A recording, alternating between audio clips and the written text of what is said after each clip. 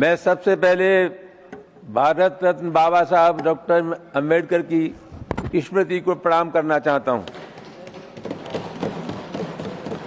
सभापति जी, एक लंबे समय से मध्य प्रदेश उच्च न्यायालय की जो खंडपीठ है ग्वालियर में, वहां जो सामाजिक संगठन थे, सामाजिक न्याय को समर्पित संगठन थे, अधिवक्ता थे, जो बाबा साहब डॉक्टर अंबेडकर को अपना आदर्श मानते थे, वो चाहते थे कि ग्वालियर जो हाई कोर्ट की खंडपीठ है उस परिसर में बाबा साहब डॉक्टर अंबेडकर की मूर्ति स्थापित हो।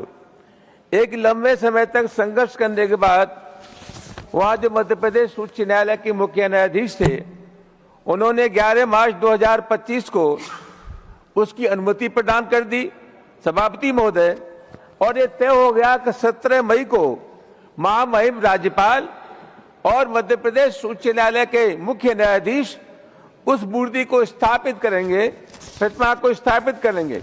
लेकिन 17 मई से पहले ही 14 मई को जब उस मूर्ति को अंदर जाना था परिसर में, सभापति महोदय, तमाम लोगों ने उसका विरोध कर दिया और विरोध करने के बाद उस मूर्ति को प्रवेश नहीं होने दिया ग्वालियर खंडपीठ परिसर में। सभापति महोदय उसका विरोध हुआ और परिणाम यह हुआ सभापति महोदय कि वो जो कार्यक्रम था महामहिम राज्यपाल का और मुख्य न्यायाधीश जी का, वो कार्यक्रम स्थगित हो गया।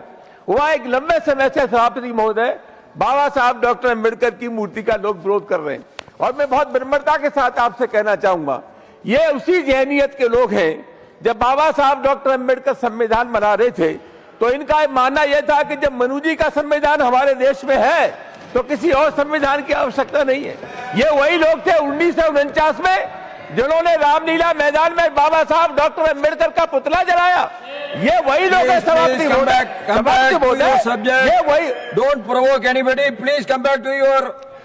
महोदय, ये वही लोग हैं जिन्होंने देश के संविधान को कभी स्वीकार नहीं किया, न राष्ट्रध्वज को अपनाया।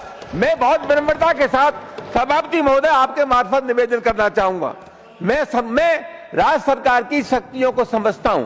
मैं मानता हूं कि मध्य प्रदेश सरकार का रवैया अत्यधिक लचीला है और वो जो गुनाह करने वाले लोग हैं उनके लिए उदार है।